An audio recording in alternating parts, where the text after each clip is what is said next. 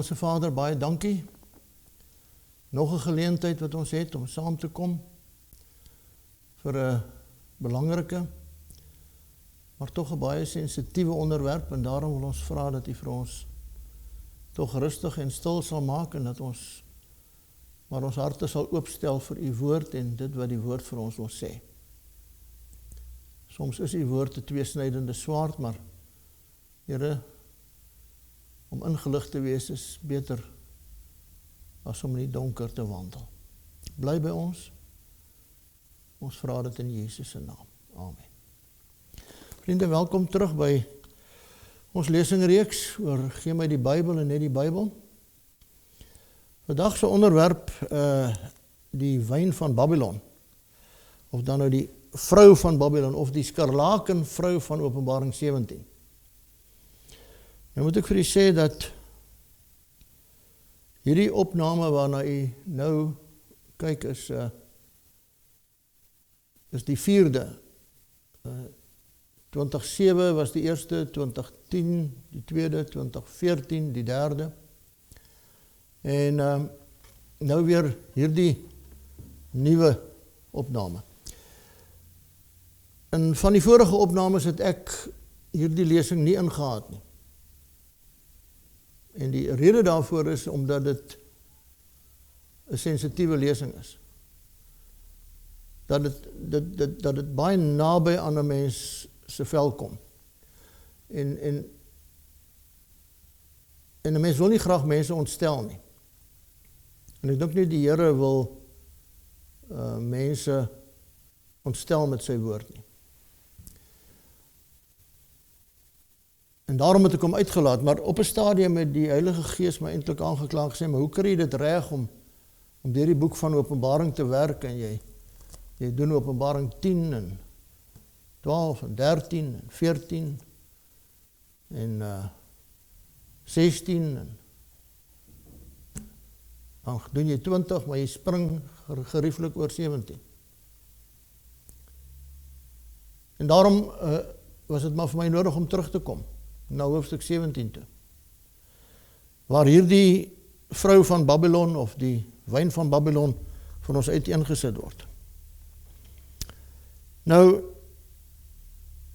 ek weet nie of jy met my saamstem nie, maar iets het verkeerd gegaan in die Christendom. Talle mense, selfs kerklede, spandeer in hulle lewe meer tyd aan plekke van plesier en vermaak as in die huis van die Here.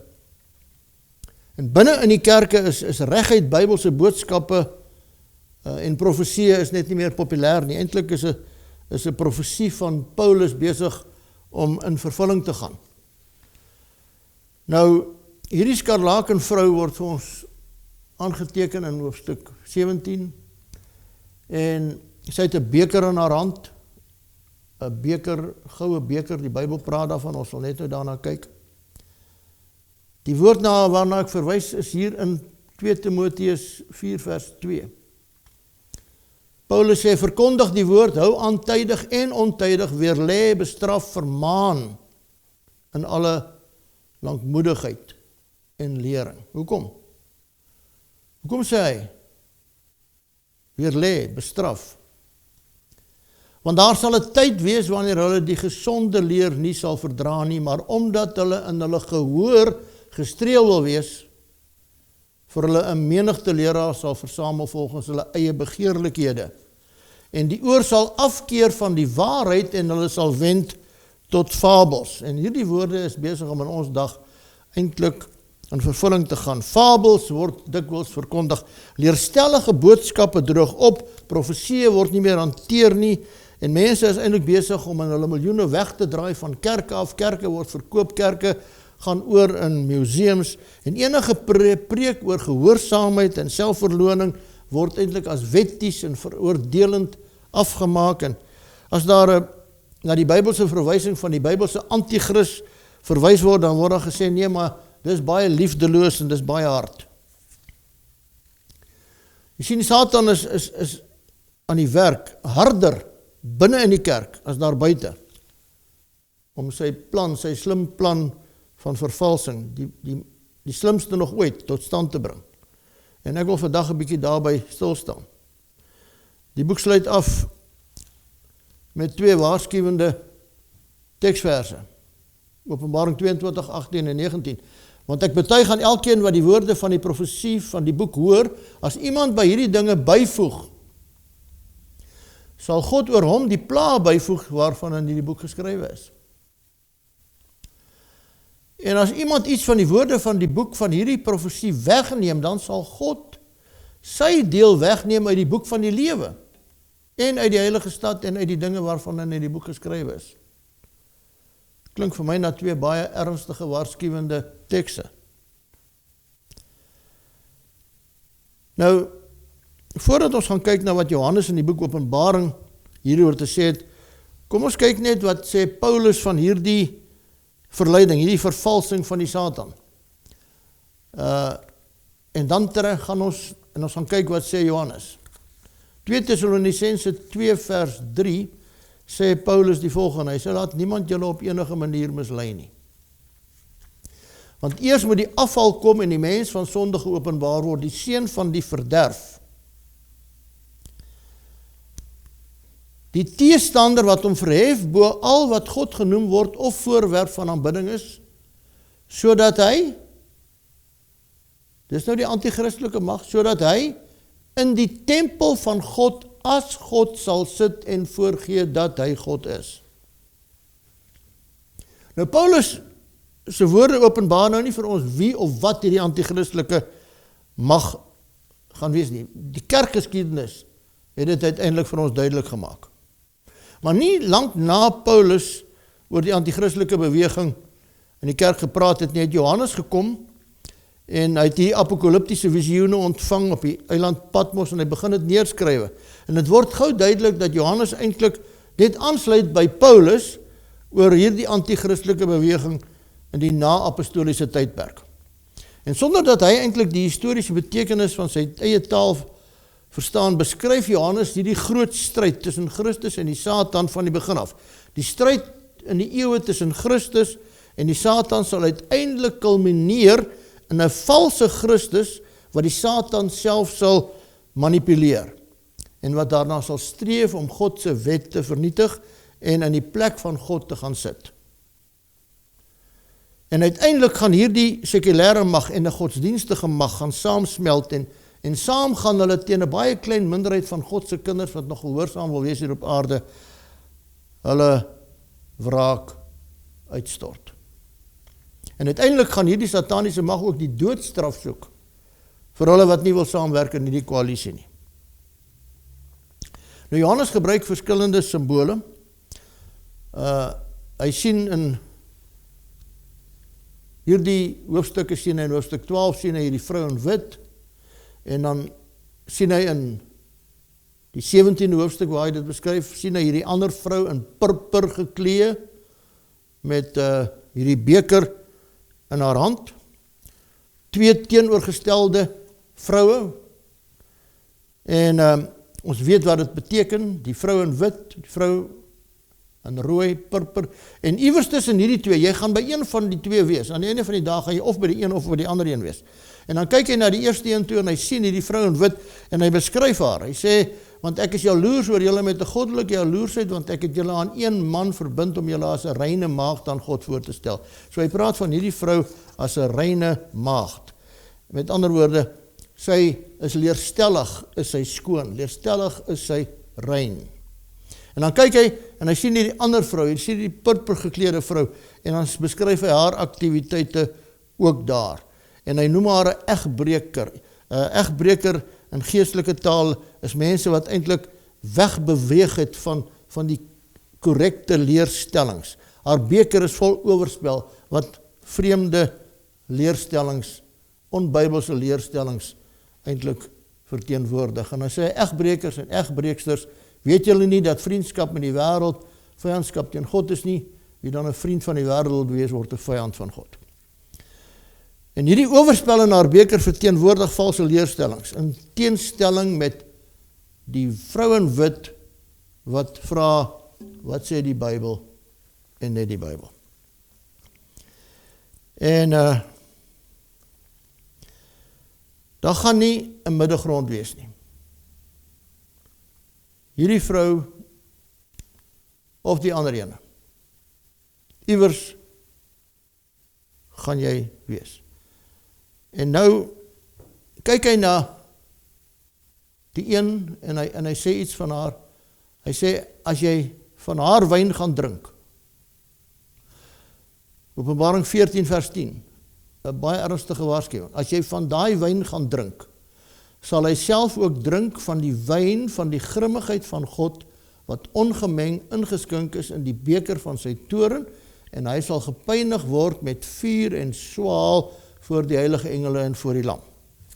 Nou, ek het op 'n stadium vir u gesê, watter erger iets kan met 'n mens gebeur as dit. Daar kan nie iets erger as dit wees nie, as jy van daai wyn gaan drink. En dan kyk hy na die ander kant toe, en hy sien die ander vrou, en hy sê, hier kom die leidsaamheid van die heiliges te pas. Hier is hulle wat die gebooie van God en die geloof van Jesus bewaar. Met ander woorde, 'n geloofsondervinding, 'n Jesus-ondervinding, gehoorsaamheid aan die gebooie van God, gaan die groot toets wees, gaan die groot onderskeid wees tussen die volgelinge van Christus en die volgelinge van die dier, hier aan die einde van die tyd. Nou kom ons lees oor hierdie vrou, in Openbaring 17. En een van die 7 engele met die 7 skale het gekom, met my gespreek en gesê, kom hierheen, ek sal jou toon die oordeel van die sedelose vrou wat op baie waters sit, met wie die konings van die aarde onsedelik verkeer het, en die bewoners van die aarde het dronk geword van haar wyn, van die wyn van haar onsedelikheid. En hy het my in die gees weggevoer na 'n woestyn, en ek het 'n vrou sien sit op 'n skarlakenrooi dier, vol godslasterlike name met 7 koppe en 10 horings. En die vrou was bekleed met purper en skarlaken en versierd met goud en kosbare stene en parels, en sy het aan haar hand 'n goue beker gehad, vol van gruwels en die onreinheid van haar onsedelikheid. En op haar voorhoof was 'n naam geskrywe, Verborgenheid, die groot Babylon, die moeder van die prostituie en van die gruwels van die aarde. En ek het die vrou gesien dronk van die bloed van die heiliges en van die bloed van die getuies van Jesus, en ek het my uitermate verwonder toe ek haar sien. Hier is die visioen wat Johannes ontvang. Hierdie is 'n uiters belangrike studie, my liewe vriendin. Inteendeel, jou en my ewige bestemming hang af van die korrekte identifisering van hierdie korrupte vrou, hierdie korrupte kerksysteem. Want die Bybel sê die hele wêreld gaan agter haar aanloop. Nou, ons het reeds aan die karaktertrekke van hierdie dier gekyk. Vanaand wil ons konkrete bewyse hê.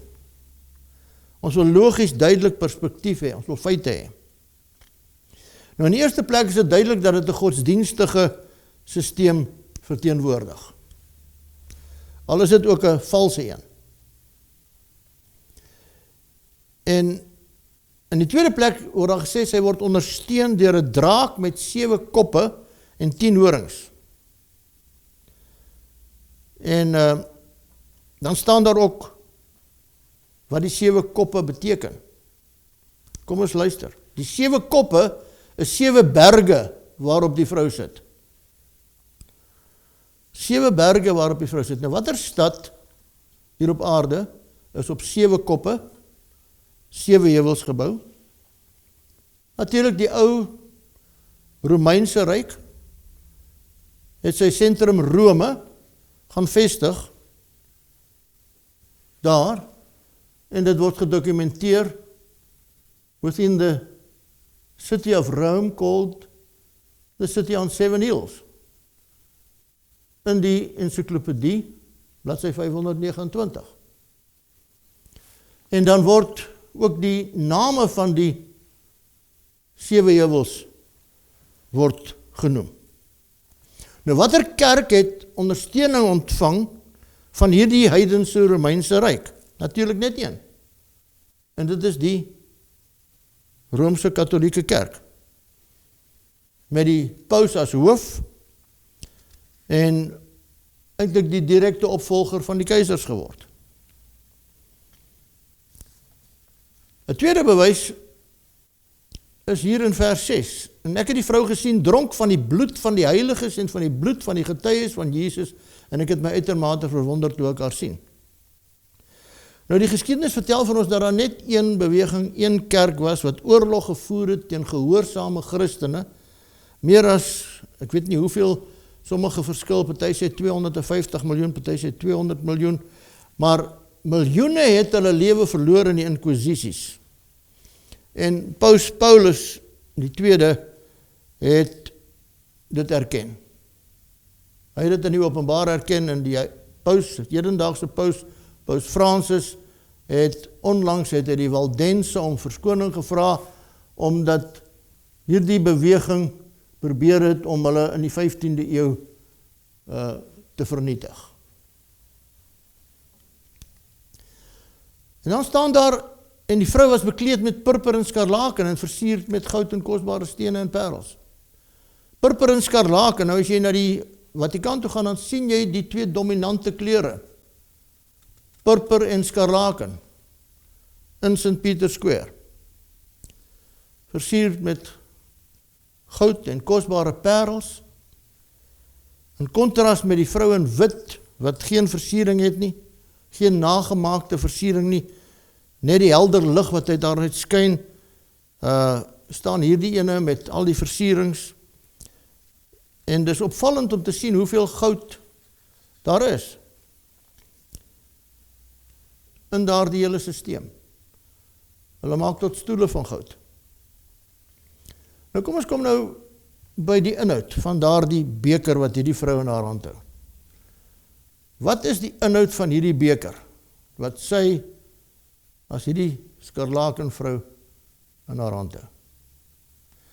Oorspel, wat beteken onskriftuurlike leerstellings. Nou is ek jammer om vir u te moet sê, nou moet ek by die sensitiewe gedeelte kom van hierdie gedeelte. Een van die eerste van hierdie in haar beker is Sondag onderhouding. Sondag onderhouding. Die Bybel sê, gedenk die Sabbatdag dat jy dit heilig. 6 dae moet jy arbei en al jou werk doen. Maar die 7de dag is die Sabbat van die Here jou God, dan mag jy geen werk doen nie. En ons het daai studie gemaak. Onlangs was daar 'n berig in die koerant, God is nie 'n towenaar met 'n staf nie, sê die paus. Wat bedoel hy daarmee? Wat bedoel hy? Hy sê, dit is die jongste uitsprake deur die paus wat dit laat blyk dat hy die idee van die oerknal steun, met ander woorde die idee van evolutionisme. Hy het gesê daar's geen verskil tussen God, geloof in God en die heersende wetenskaplike teorieë oor die heelal nie. Wanneer ons in Genesis van die skepping lees, dan loop ons die gevaar om God te beskou as 'n towenaar met 'n towerstaf wat alles kan doen. Dis nie waar nie, het hy gesê. Met ander woorde, hy verwerp die skepping. En hy sluit hom aan by evolusie. En die oomblik wanneer jy die skepping verwerp, die 6 dae skepping, die 7de dag wat die Here gerus het, dan verwyder jy ook sommer die Sabbat.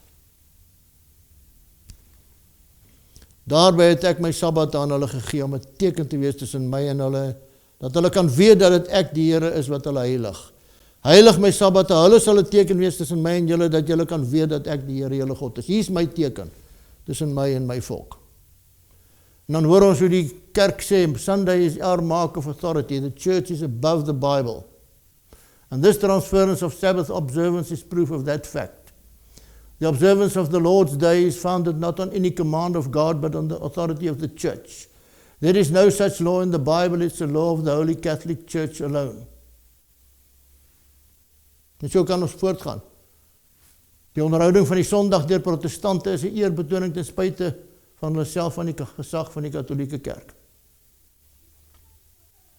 The Protestant mind does not seem to realize that in observing the Sunday they are accepting the authority of the spokesman of the church, the Pope.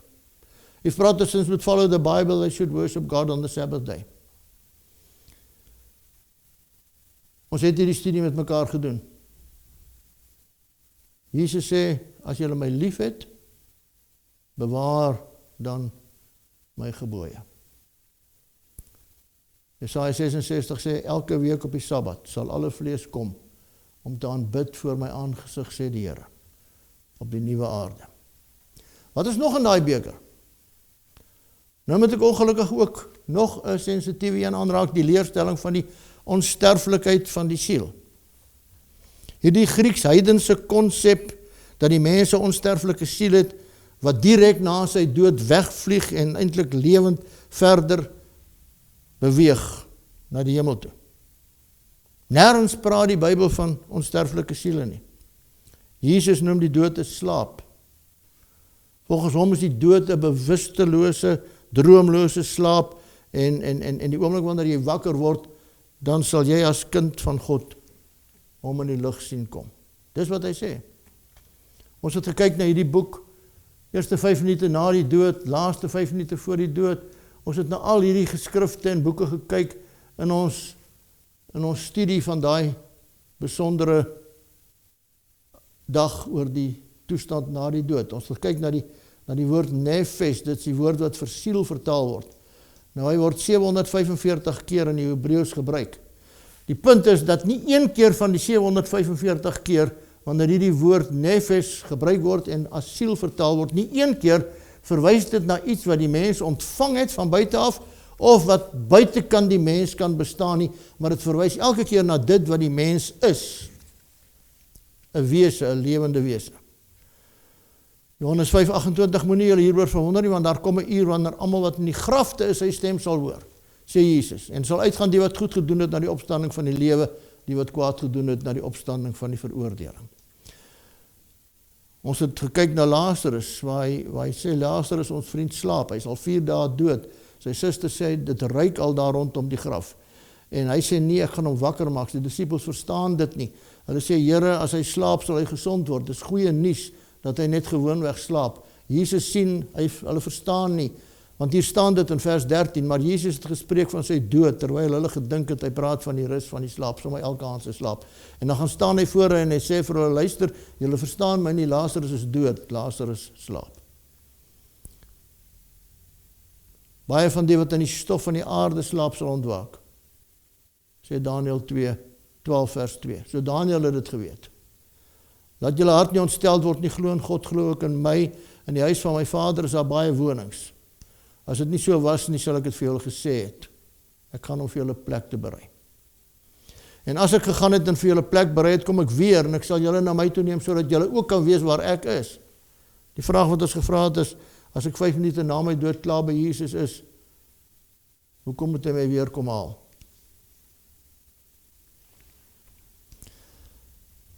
Dawid het geweet, maar ek sal die aangesig in geregtigheid aanskou, ek sal versadig word met u beeld. Wanneer sal ek versadig word met u beeld? Die dag as ek wakker word.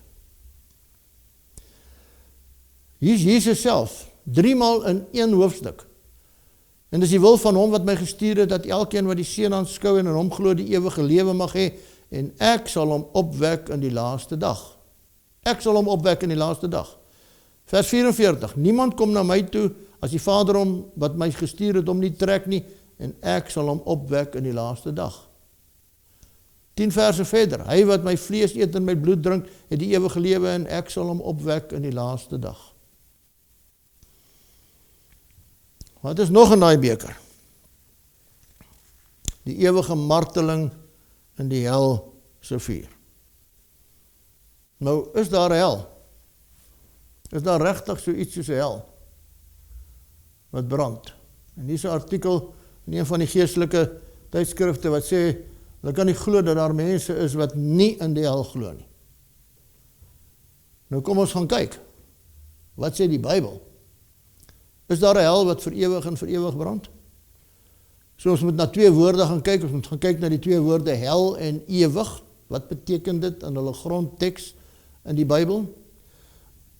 Nou die woord hel, in die Ou Testament word die woord hel elke keer vertaal uit die grondteks, wat die woord Sheol in Hebreëus is. Nou in sy oorspronklike beteken hierdie woord 'n onsienlike staat. Dis volgens die korrespondansie Young's Analytical Concordance. Die punt wat hier gemaak word, die idee van 'n vuur of pyniging bestaan nie in hierdie woord nie. Die woord Sheol wat vir hel vertaal word. Geen pyn of vuur of enigiets bestaan in daardie woord nie. So Sheol wil eintlik maar net sê 'n put, die graf, 'n gat in die grond. Dis waarna hy verwys in sy oorspronklike betekenis. In die Nuwe Testament is daar 3 woorde wat met hel vertaal word. Die een is Tartaros, die ander een is Hades en die ander een is Gehenna. Gehenna. Nou kom ons kyk na hierdie 3 woorde. Tartaros. Nou in die oorspronklike teks beteken die woord eintlik 'n donker gat of 'n spelonk. Dis volgens Liddell Scott se Griekse leksikon. En die woord word gebruik met betrekking tot die Satan en sy engele wat uitgewerp is uit die hemel in die duisternis in. 'n Donker gat of 'n spelonk. Weer geen verband met vuur of pyniging in daardie woord nie, ook nie in die grondteks nie. So Tartaros, a dungeon or a prison, a condition of restraint, separation. Dis wat hy in die oorspronklike betekenis is. Hades is die ander woord wat gebruik word om te praat van die hel. In die oorspronklike Grieks beteken die woord Hades gewoon dood of graf. In sy rou vorm in die oorspronklike plek sonder lig. So Hades beskryf eintlik dieselfde plek as Sheol. Weer 'n keer geen verband met vuur of pyn of enigiets in hierdie woord nie. Inteendeel, by sommige grafte wat hulle opgegrawe het, staan daar rus in vrede in Hades. Nou hoekom sal ek nou vir my geliefde op sy graf gaan skrywe rus in vrede in die hel? So hulle het geweet, dit verwys nie na die hel nie. Hades, die dood of die doderyk. So dit verwys na dieselfde plek, 'n put, 'n graf, 'n gat in die grond. Dan nou hierdie woord Gehenna. Nou hy word 12 keer gebruik en hy word met hel vertaal. En hierdie woord is eintlik die ekwivalent van die Hebreëse woord Hinnom. Is die naam van 'n vallei daarna by Jerusalem. Nou dit is 'n plek wat gebruik word om karkasse van diere en selfs booswigte te gooi en dan word hulle met die vuur verbrand, daardie hoop, daardie plek daar buitekant. En die ding het te alle tye gesmeel. Daar's geslagte van Jode wat sê dat daai plek daar buitekant Jerusalem het aanhoudend gesmeel. Nou hier is 2 tekste wat problematies kan wees as jy nie verstaan wat Jesus hier sê nie. Markus 9:43, as jou hand jou laat struikel, kap dit af. Dis beter vir jou om vermink die lewe in te gaan as om 2 hande te hê en in die hel, Gehenna, te gaan, in die onuitblusselike vuur. En dan Markus 9:46, waar hulle wurm nie sterf en die vuur nie uitgeblus word nie. Verwysend na die dal van Hinnom naby Jerusalem, waar vuur nie uitgeblus is nie en waar die wurm nie gesterf het nie. Elke dag is daar nuwe liggame op daardie hoop gegooi. Nou, Gehenna, wat gaan hier aan? Jesus is eintlik besig om 'n woord in Jesaja, in die Ou Testament aan te haal. Wat staan in Jesaja 66 vers 24? En hulle sal uitgaan en die lyke sien van die mense wat teen my opgestaan het, want hulle wurm sal nie sterwe en hulle vuur sal nie uitgeblus word nie, en hulle sal afgryslik wees vir alle vlees. Die gelees wat daar staan. Waarvan praat hy? Jesus is besig om Jesaja 66 aan te haal. En hy praat hier van lyke, dooie liggame. Hier word nie gepraat van lewendige siele, wat deur die wurms verteer word nie. Of lewendige wesens, wat deur die vuur verbrand word nie. Dooie liggame, met ander woorde, lyke. So is net een verklaring hiervoor, en die enigste woord wat enigiets met vuur te doen het, is Gehenna, wat brand. Maar let daarop, in die 12 tekste word daar verwys na die liggaam, wat in die vuur gewerp word. En dit maak slegs sin, as jy die uitvoerende oordeel aan die einde van die 1000 jaar verstaan, wanneer daar die liggame van die goddeloses in die vuur, die poel van vuur, gewerp sal word. Maar dan moet jy die 1000 jaar begryp. Vuur het van God uit die hemel neergedaal en hulle verslind. Met ander woorde, Jesus is eintlik besig om daarna te verwys. En die duiwel wat hulle verlei het, is in die boel van vuur en swaal gewerp, waar ook die dier en die valse profeet is. En as het bevind is dat iemand nie opgeskryf is in die boek van die lewe nie, is hy ook in daardie poel van vuur gewerp. So kom ons kom nou by die woord ewig in die Bybel. Wat beteken die woord ewig? Nou vreemd genoeg, dit dui in die oorspronklike Grieks, in die teks Grieks is die woord aion, dui dit eintlik 'n begrensde tydperk aan, 'n tyd met 'n begin en 'n einde. Soms word dit ook met die woord eeu vertaal.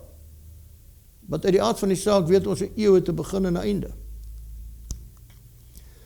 Die Griekse kenners, Moulton en George Milligan, verwys in hulle boek The Vocabulary of Greek Testament, dat daar verskeie papyrusgeskrifte is wat bewys dat die woord aion gewoon die lewensspan van 'n mens aandui.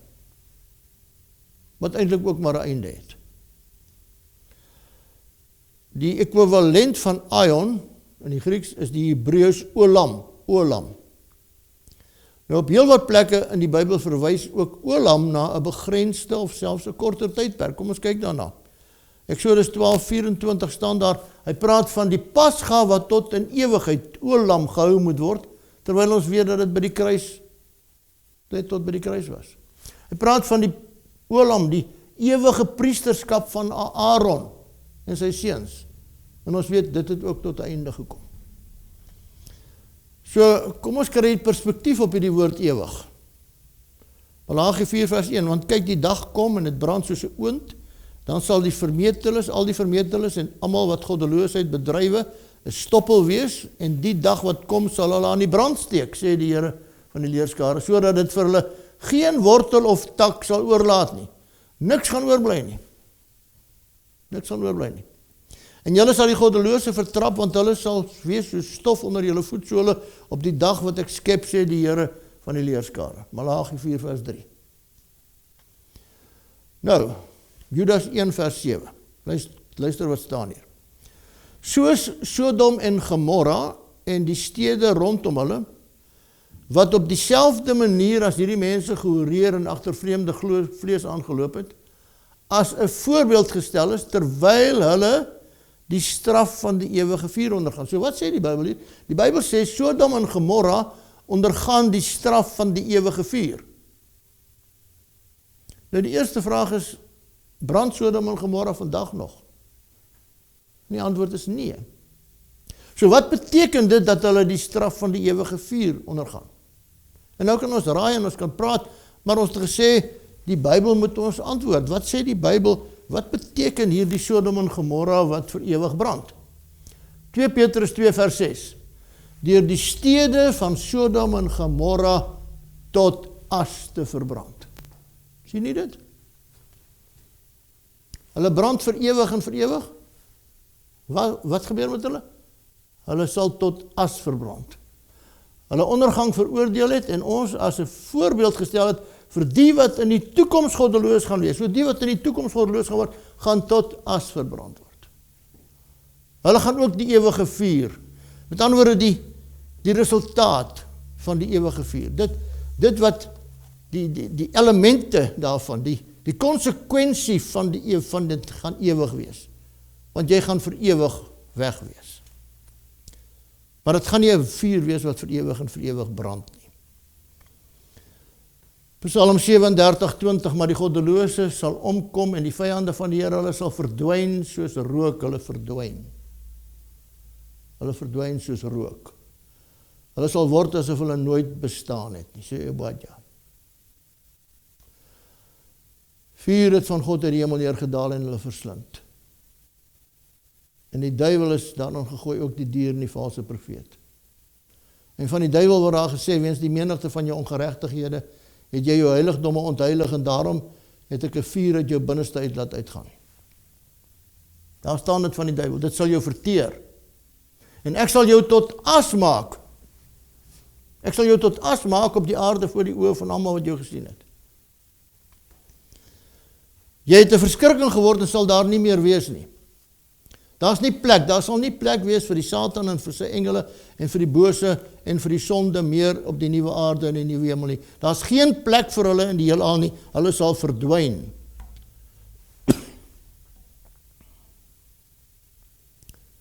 En as hulle vir ewig moet brand, dan verdwyn hulle nie. 'n baie algemene vraag wat heel dikwels gevra word, verrassing. Is dit reg of is dit verkeerd? Nou, daar's 'n baie eenvoudige en kort antwoord. Die Bybel gee nie vir ons 'n ja of 'n nee nie. Die Bybel sê nie ja of nee, dit is reg of dit is verkeerd nie. Daar is 'n verwysing in Levitikus, maar as jy dit reg lees, dan verstaan jy, dit gaan nie eintlik hieroor verrassing nie. En van jou kinders mag jy nie gee om vir Moloch deur die vuur te laat deurgaan nie, dat jy die naam van jou God nie ontheilig nie, ek is die Here. Het gaan eintlik hier oor godsdiens, oor afgodsoffers, kinders wat aan Baal geoffer is. Die Here sê, julle mag dit nie doen nie. Eintlik nie 'n verwysing na verrassing nie. Maar daar is tog iets wat interessant is. In 1 Samuel 31 vers 11 staan daar, toe die inwoners, dit gaan nou oor Saul en sy 2 seuns wat gedood is deur die Filistyne, en toe hulle liggame daar teen die stadsmure is hulle liggame opgehang.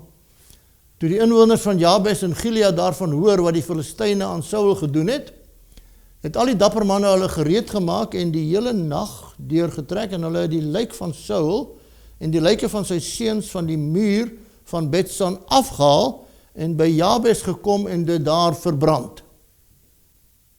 So, Saul en sy seuns is verbrand. Maar hulle het, toe hulle gebeente geneem, nadat hulle verbrand het hulle gebeente geneem en onder die tamarisk in Jabes begrawe. So, Saul en sy seuns is verbrand en begrawe. Openbaring 20 het 'n interessante teksvers, en die see die dode gegee wat daarin was, en die dood en die doodryk het die dode gegee wat daarin was, en hulle is geoordeel volgens hulle werke. So, waar is jou graf? Dis nie noodwendig 'n bepaalde stukkie grond iewers in 'n begrafplaas nie. Baie mense se graf is in die see. Hoeveel mense het in die see omgekom? Hoeveel skepe het vergaan? Hoeveel mense is deur haie opgeëet? So hier kom nou 'n kritiese vraag. Wat gaan van daai mense word? Wat het van hulle oorgebly? Waar is hulle as? Ek het 'n vriend gehad wat in 'n hoogoond geval het by Iskor. Iets in die 20.000 grade Celsius. Wat het van my vriend Pieter geword? Waar is hy? Wat het oorgebly van hom? Niks. Niks. So wat is die antwoord? Die Here God het die mens geformeer uit die stof van die aarde. Hoe het hy die aarde geformeer? Uit niks. Uit niks. Met ander woorde, God wat uit niks geskaap het nie, wat gesê het, stof is jy en tot stof sal jy terugkeer, alles is stof en alles keer tot stof terug, die skepper God gaan weer uit die stof herskep, al is daar niks, tot sy eer, in 'n oomblik, in 'n oogwink, by die laaste bassein. En daar is ons antwoord, liewe vriende. Ek dink nie dis korrek om sommer net 'n stelling te maak en te sê dat as jy veras, gaan jy hel toe nie, of dit is sonde om te veras nie. Ek dink ons moet versigtig wees met daardie tipe van uitsprake, want die Bybel gee nie vir ons 'n direkte antwoord nie. Wat is nog in daai beker? Spiritisme. Dit wat die Bybel sê aan die einde van die dae eintlik so algemeen gaan wees dat ons oë gaan verblind wees. Ons gaan dit nie verstaan nie, ons gaan dit nie weet nie, ons gaan nie verstaan hoe werk dit nie. Want die Gees sê uitdruklik dat in die laaste tye sommige van die geloof afvallig sal word en verleidende geeste en leringe van duiwels sal aanhang. Sê 1 Timoteus 4 vers 1. Maar hier's 'n vrou, haar naam is Marita Tennyson, en sy het nou 'n nuwe boek geskrywe, Ultimate Transformation, maar sy het 'n tyd gelede het sy op radio, op RSG, het sy ingeskakel, en dan skakel jy in op die radiostasie sê 3 uur die middag op 'n Dinsdag of op 'n Donderdag, en dan sal sy nou vir jou vra, wil jy graag met jou geliefde wat reeds afgesterf het kommunikeer, en dan sê jy ja, en dan sal sy sal nou met jou geliefde kommunikeer, en dan bring sy sommer direk vir jou 'n boodskap van jou geliefde af. Nou sy het nou hierdie boek geskrywe, en sy sê in hierdie boek, dat sy sal die mense leer, sy sal die leser leer, hoe om sy of haar 6de sintuig te gebruik, om met geeste te kan kommunikeer. So, jy gaan jou 6de sintuig gebruik. Nou, ons sissies gaan seker 'n 7de een kry, want hulle het mos klaar 'n 6de een. Wat sy gaan gebruik. Haar dogter het nou oorgeneem. 'n telefoon na geliefdes aan die ander kant, Julia Tennyson. Dit is 'n geestesmedium wat mense met oorlede geliefdes in aanraking kan bring. Spiritisme. Sy het nou die talent by haar ma geërf om met die dooies te kan gesels. Dis ook in daai beker. Wat is nog in daai beker? Die wet is aan die kruis genaal, genade en genade alleen. Ons het daarna gekyk. Ons het 'n hele lesing daaroor gehad. Die wet is aan die kruis genaal. Ons is nie meer onder die wet nie, ons is onder die genade. Wat was die antwoord? Daar's 2 wette. Die morele wet, die 10 gebooie en die seremoniele wette. Wat sê die Bybel oor die morele wet, oor die 10 gebooie? Hy sê, ek sal op die tafel skrywe die woorde wat op die eerste tafel was, wat jy verbrysel het, en jy moet dit binne in die ark sit, sê die Here aan Moses. Met ander woorde, daai 10 gebooie moet binne in die ark ingaan. Dis die plek waar hulle sal wees. En die Here woon op daardie versoendeksel, dis waar sy woonplek binne Israel was. Met ander woorde, hy bly by sy 10 gebooie. En die 2 engele bedek die 10 gebooie op klip, deur die vinger van God geskrywe. Maar nou is daar nog 'n ander boek, 'n ander wet. En toe Moses hierdie woorde van hierdie wet klaar in 'n boek geskryf het, tot die einde toe, het Moses aan die Lewiete, wat die verbondsark van die Here gedra het, bevel gegee en gesê, neem hierdie wetboek, sit dit neer aan die kant van die verbondsark van die Here, dat dit daar as 'n getuie teen julle kan wees. Met ander woorde, hierdie wette het buitekant gelê, en hulle was die getuie teen hulle was die skaduwee na vorentoe, om uiteindelik, wanneer die lam van God gekom het, het daai wette dan nou tot 'n einde gekom. 2 wette, die seremoniele wet en die morele wet. Wat is nog in daai beker? Die geheime wegraping. Ons het gekyk na Left Behind, ons het gekyk na hulle wat agterbly, daai hele reeks Left Behind, en ook in Afrikaans, hulle wat agterbly, en ons het gekyk na hierdie teksvers, dat die wederkoms gaan sigbaar wees. Daar gaan niks geheims aan hierdie hele ding wees nie. Dis nie wat die Bybel leer nie, daar is nie so iets soos 'n geheime wegraping nie. Hy kom met die wolke en elke oog sal hom sien. Dan sal hulle die Seun van die mens sien kom in 'n wolk met groot krag en heerlikheid, sê Lukas. En wanneer die Seun van die mens in sy heerlikheid kom en al die heilige engele saam met hom, dan sal hy op sy heerlike troon sit. En hy sal sy engele uitstuur met 'n harde trompet gelyk. So dit sal nie net sigbaar wees nie, dit gaan hoorbaar wees.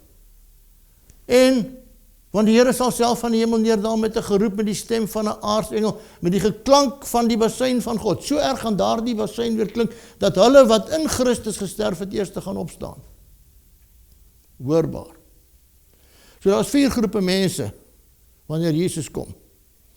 En het is duidelik dat ons dit moet weet. Dis wat die Bybel sê. Nie die boeke op die rakke in die boekwinkels nie. Dis wat die Bybel sê. Hulle wat gelowig in hom gesterf het, hulle wat gelowig lewe terwyl hy kom, hulle wat ongelowig is wanneer hy kom, hulle wat ongelowig was en dood is en in hulle grafte is. 4 groepe mense wat daar gaan wees wanneer hy kom.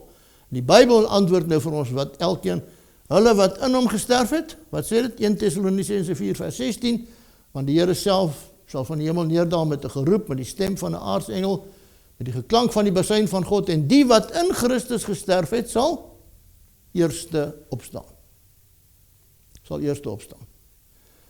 Daarna sal ons, wat nog lewe, so dis die tweede groep, saam met hulle, wat so pas opgestaan het, in wolke weggevoer word die Here tegemoet in die lug, en so op hierdie manier sal ons altyd by die Here wees. Die derde groep, hulle wat ongelowig is wanneer hy kom, Openbaring 21:19, en die ander is gedood met die swaard wat uit die mond gaan van hom wat op die perd is, hulle bly nie lewe nie. Die weggeraapingsteologie wil hê dat daar 2 groepe is wat bly lewe, een wat weggeraap word en die ander wat agterbly vir 7 jaar se verdrukking. Die Bybel het niks daarvan nie. En dan wat van hierdie wat ongelowig was en reeds gesterf het, en dis die verlore teks wat ons na gekyk het, wat ek ook nie bewus van was nie. Die ander dode het nie herlewe totdat die 1000 jaar voleindig was nie. Hulle staan eers aan die einde van die 1000 jaar op. Met ander woorde, ook die 1000 jaar is in die hemel en nie op die aarde nie. Wat is nog in daai beker? Die spreek in tale, ons het nou nog nie daaroor met mekaar gepraat nie. Nou, terwyl die Bybel dit baie duidelik stel, dat die spreek in tale was verstaanbare tale, word daar vandag in Babylon 'n soort van 'n brabbeltaal, 'n onverstaanbare taal gebesig om daarmee te kende te gee dat dit nou eintlik die vervulling met die Heilige Gees is. En dat as jy nie in tale kan praat nie, dan is jy eintlik nog nie met die Heilige Gees vervul nie. En as jy nie in tale kan praat nie, dan kan ons jou leer hoe om in tale te praat. Nou kom ons begin maar weer by die begin. Die woord glossa wat gebruik word, tong, tale, glossa. Wat beteken die woord glossa? In die Grieks, hy het 3 betekenisse. Hy verwys na jou tong en jou mond, of hy verwys na 'n verstaanbare taal. En die derde betekenis is 'n onderdeel van 'n musiekinstrument.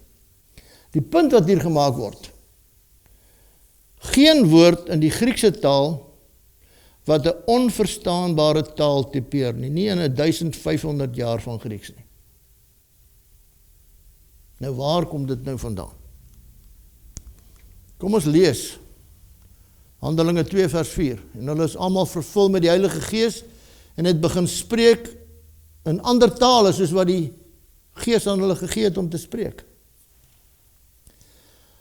En daar het in Jerusalem Jode gewoon, godsdienstige manne uit elke nasie wat onder hemel is. Dit was 'n feestyd, groot Paasfees, en hier was mense, eintlik Pinkster, en hier was mense wat uit alle dele van die land gekom het. Die geskiedenis wil hê dat daar 19-20 verskillende dialekte was, mense wat ander tale gepraat het, wat hier teenwoordig was. Hier staan elke nasie onder die hemel van daai tyd. En toe hierdie geluid kom, het die menigte saamgestroom en was in die war, want elkeen het gehoor hoe hulle in sy eie taal spreek. Met ander woorde, die boodskap word gegee in Aramees. Elkeen van hulle hoor dit in sy eie taal. Hulle was almal verbaas en verwonderd en sê vir mekaar, is almal wat daar spreek dan nie Galileërs nie? Hoe hoor ons hulle elkeen in ons eie taal, waarin ons gebore is? Dis mos nou baie duidelik, is dit nie? Die Bybel is eintlik baie duidelik hieroor, waarin ons gebore is. Nou die volgende verwysing kry ons in Handelinge 10, en toe Petrus nog besig was om hierdie woorde te spreek, het die Heilige Gees op almal geval wat die woord gehoor het, En die gelowiges uit die besnydenis, almal wat saam met Petrus gekom het, was verbaas dat die gawe van die Heilige Gees ook op die heidene uitgestort is. En hulle wou nie hê dat hierdie heidene sommer maar net gedoop moet word nie.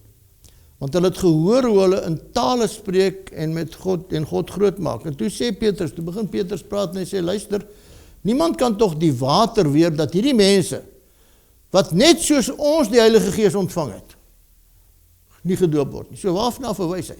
Hy verwys na Handelinge 2. Hy sê, hierdie mense, wat ons nou mee preek, het presies op dieselfde manier die Heilige Gees ontvang as ons.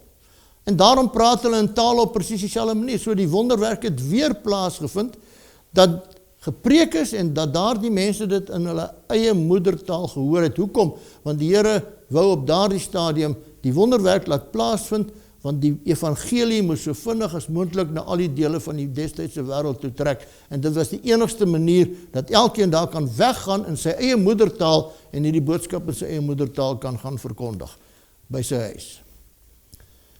So niks vreemd van Handelinge 2 nie, en dan kry jy die laaste verwysing in Handelinge 19, en Paulus het hulle die hande opgelê, die Heilige Gees het op hulle gekom, hulle het met tale gespreek en geprofeteer, en daar's niks wat 'n aanduiding is dat dit nie ook terugverwys na presies dieselfde as wat ons in Handelinge 2 en in Handelinge 10 kry. Jy sien, Paulus is ook redelik duidelik daaroor wanneer hy met die gemeente praat. Hoor wat sê hy? 1 Korintiërs 14 vers 9, net soos julle ook, as julle met die tong geen verstaanbare woord uitbring nie, hoe sal 'n mens weet wat gespreek word? Want julle sal wees soos mense wat in die wind praat. Want dit was in hierdie gemeente in Korinthe waar hy die probleem gehad het met hierdie brabbeltaal. In die gemeente wil ek liewer 5 woorde met my verstand spreek, om ook ander te onderrig, as 10.000 woorde in 'n taal. As jy wanneer ek in die gemeente is, dan wil ek liewer in 'n verstaanbare taal praat, dat mense my kan verstaan. Die tale is 'n teken nie vir die gelowiges nie, maar vir die ongelowiges. Nie vir die gewone erediens waar almal in tale moet begin praat nie, vir die ongelowiges, sodat hulle die boodskap kan kry. As die hele gemeente dan saam vergader het en hulle sou almal in tale spreek, en daar kom onkundiges of ongelowiges binne, sal hulle nie sê dat julle kranksinnig is nie. Huh? Paulus is baie duidelik, hy is baie reguit. Hy sê as hier vreemde mense nou instap, en almal is besig om hier in tale te praat, wat gaan hulle sê? Hulle is oningelig, hulle weet nie wat aangaan nie, hulle is onkundig, hulle is ongelowiges. Wat gaan hulle sê? Hulle gaan sê, maar hierdie mense is kranksinnig. Hierdie mense is nie by hulle volle verstand nie. Nou, ek is jammer as u 'n Benny Hinn aanhanger is, maar miskien is dit nodig dat ons hierna kyk.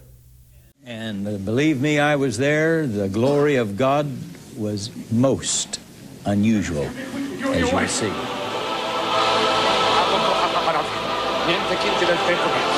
Fire on you and your ministry.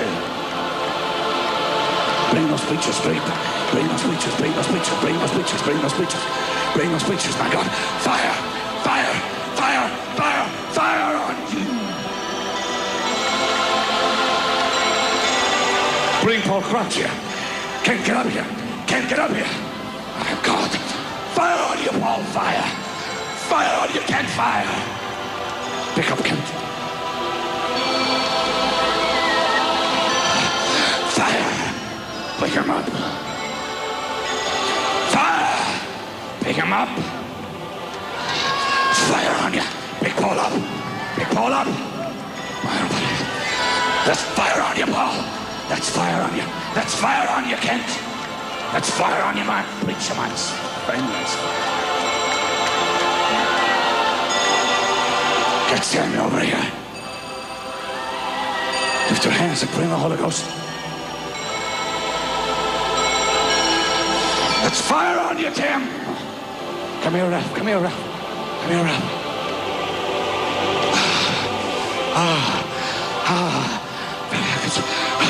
Fire on Pastor Brock, come here.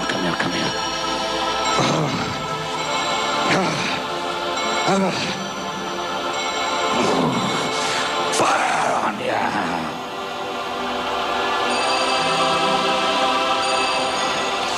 Join hands, choir. Such divine presence is here. Divine presence is here.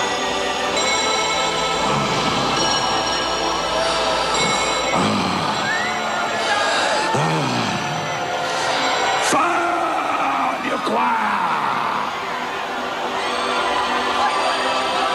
The privilege we have, shout the privilege, Bruce. The privilege.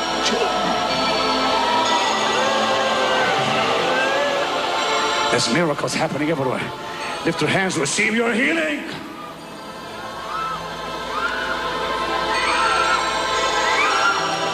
All that word is coming to you tonight. Aroka papa, l'alfa mianta canta l'almi. Oh, Steve, mente kinti l'el fetro piolbo kuntomara. Montile ketro pielbe mintere. Speak that prophetic word, prophet of God. Take your microphone and speak that word of prophecy.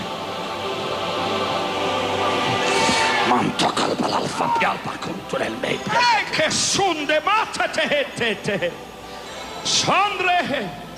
Sandre sekotata. Manga potete ramasu. Lift your hands and bless the Lord. Furi parale kusapatata. Andre su sepato. Risibare kapasa. Pure pakasundri apaki sipanepe. Tell the people, O man of God, what the Spirit is saying to you. Motesemandri. Undre sabatete.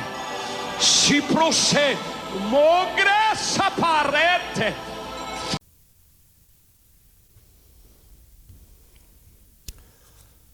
Nou, as dit die openbaring van die Heilige Gees is en sy werking, dan moet ek vandag vir u sê, dan verstaan ek nie die plek van die Heilige Gees, die derde persoon in die Godheid nie. Nêrens stamp die Heilige Gees mense agteroor nie. En dan staan daar nog sommer iemand om jou te vang ook nie. Toe Moses dit hoor, het hy agteroor geval. Nee, hy het op sy aangesig geval. Wanneer die Heilige Gees aan jou verskyn, dan val jy vooroor. Nie agteroor nie. Toe het Josua sy klere geskeur en met sy aangesig op die grond geval voor die ark van die Here. Toe die disippels dit hoor, het hulle op hulle aangesig geval en was baie bevrees. Daarop gaan Moses en Aaron van die vergadering af weg na die ingang van die tent van samekoms en hulle het op hulle aangesig geval. En die 24 ouderlinge wat voor God op die troon sit, het op hulle aangesig geval, God aanbid en gesê.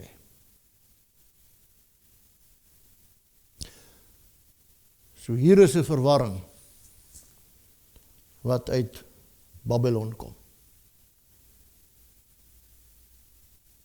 Daar by die toring van Babel is hulle tale verwar.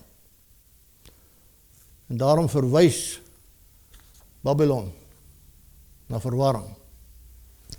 En dis nie vreemd dat die Bybel sê die aarde gaan dronk word van haar wyn nie, want dit lyk regtig asof hulle dronk is. En nou sê die Bybel die hele wêreld gaan besmet word met dit wat in hierdie beker van hierdie vrou is. En sy het 'n familienaam, die naam is Babylon. Maar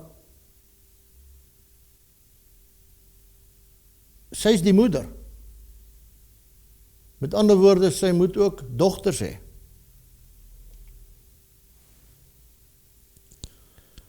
Nou, watter dogter sou dit nou wees? En dis nou hier waar daardie sensitiwiteit op sy fynste te naby aan jou vel kom. Want terwyl die moeder geïdentifiseer word as die Romeinse sisteem, watter kerke is dit wat uit die Romeinse sisteem gekom het? Die afleiding is eintlik baie eenvoudig. Die dogters van die moeder is die protestantse kerke wat nog steeds uit hierdie beker drink. En as ons eerlik wil wees, dan moet ons erken dat hierdie leerstellings, wat ook vandag in protestantisme geleer word, en wat ek self vir baie jare in my lewe geleer het, aanvaar het, geglo het, gepredik het, geanker is in Rooms-Katholicisme.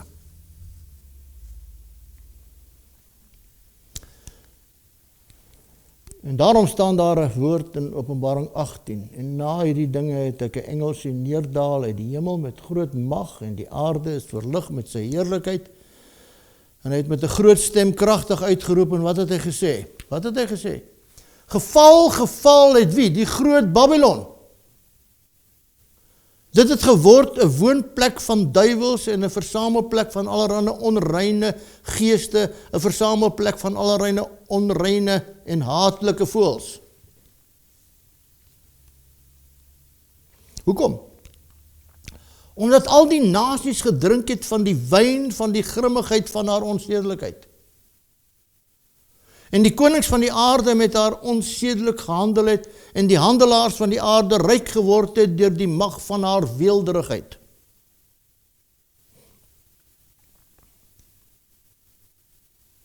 En ek het 'n ander stem uit die hemel hoor sê, gaan uit haar uit, my volk. Gaan uit haar uit. Sodat julle nie gemeenskap met haar sondes mag hê nie, en sodat julle nie van haar pla mag ontvang nie. Want haar sondes reik tot aan die hemel, en God het haar ongeregtighede onthou.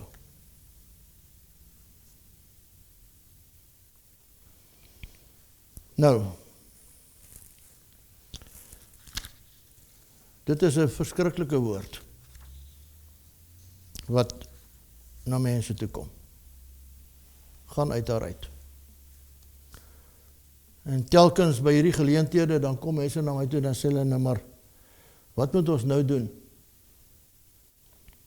Want as ons teruggaan en ons gaan vra ons predikant, dan kry ons baie maklik die antwoord. 10 gebooie is uitgedien. 10 gebooie is aan die kruis genaal. Jy hoef nie meer vandag die Sabbat te hou nie, jy kan enige dag aanbid. Nou, iewers kom daar 'n punt, my broer en suster, laat ek vir u vertel, iewers kom daar 'n punt waar die Here sê, my kinders, dis nou genoeg. Julle kan nie langer gemeenskap hou met 'n instelling wat jou leer om my woord te breek nie. Breek nou met daardie verwarring en kom uit haar uit. My kinders. Nou wil ek vir u sê, hierdie is 'n angswekkende emosionele opdrag wat sy kinders vir die eerste keer hoor. En moenie vir 'n oomblik dink dis maklik nie. Hulle het hierdie kerk lief van hulle. Hulle het wonderlike herinneringe aan daardie kerk. Rondom hulle doop, rondom hulle huwelik, rondom hulle kinders. En al sien hulle die afval, en al besef hulle die noodsaaklikheid om uit te kom, bly dit een van die moeilikste dinge om te doen. Waarheen moet hulle in elk geval nou gaan, as hulle hierdie oproep hoor om uit te kom? Wil die Here hê ons moet nou maar net so rondsweef, sonder enige wortel? Gelukkig nie. Gelukkig nie.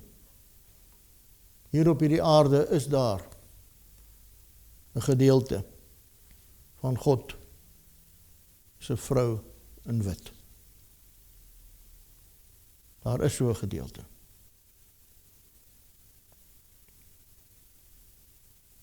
En mag die Here gee dat ek en jy aan die einde van die dag by die regte vrou sal staan.